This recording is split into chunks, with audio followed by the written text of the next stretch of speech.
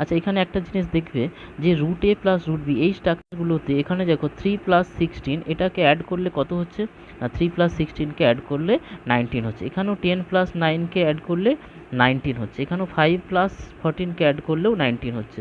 এখানে 11+8 করলেও 19 হচ্ছে।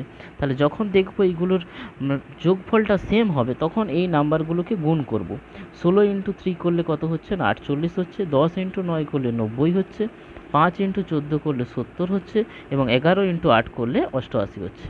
তাহলে এই নাম্বারগুলো, এই গুণফলগুলোর মধ্যে সবচেয়ে যেটা ছোট হবে তার করসপন্ডিং 60গুলোর সাম হচ্ছে সবচেয়ে ছোট, অর্থাৎ এখানে সবচেয়ে ছোট হচ্ছে 48, অর্থাৎ √3 + √16 হচ্ছে সবচেয়ে ছোট। এরপরে হচ্ছে 70, অর্থাৎ √5 + √14 হচ্ছে সবচেয়ে ছোট।